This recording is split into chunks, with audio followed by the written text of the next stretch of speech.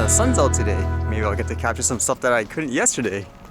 And what was going on today? I guess this was kind of interesting. Basically, in an airport, they usually say, keep drones away, etc., etc. But in this case, they actually wanted there to scare away birds.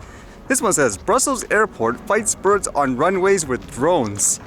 Birds that gather next to runways present a danger to aircraft in the form of a bird strike, where the birds all rise up at once and collide with the aircraft mechanisms. Bird strikes can have fatal consequences. So while they say it's rare, they say the damage could be substantial. And here's the part where they say they want a drone. It says, in normal circumstances, drones are not permitted in and around the airport because a stray drone could disrupt air traffic with catastrophic results. However, the tests are carried out using expert operators in carefully controlled conditions. At present, the runways and surroundings are patrolled by a car by the bird control unit to scare the birds away from an area where a takeoff or landing is about to take place. So they're essentially saying the drone is more efficient as it can get to places where the cars can't, and as well, according to this, the drone is equipped with speakers to replicate the sounds made by birds of prey, acting as a natural deterrent to keep the birds away from aircraft operations. So while I think that's cool in terms of people using the tech to, like they say, enhance safety, it just makes me think how you can spin the story in so many ways depending on your goal. Like here, they're saying, oh, well, it's safe for them to fly, I don't know, like literally a couple of meters or whatever from airplanes because it's under a controlled, I guess, setting or quote professional. Whereas at the same time, with all the sightings, the ones that are unverified, people claim they've seen a drone, I don't know, 4 kilometers away from an airport. Like that's a national disaster, for example, even though realistically, what is the probability of that causing an accident? So yeah, I guess it really just depends on what kind of narrative you want to push.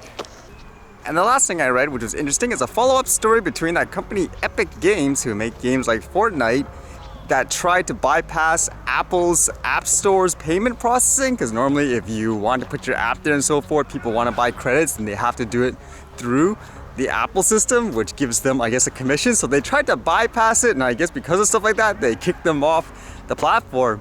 And so they brought them to court, and apparently, I guess here, they won, I guess, some of their claims. This one here says, Epic wins big Fortnite lawsuit against Apple.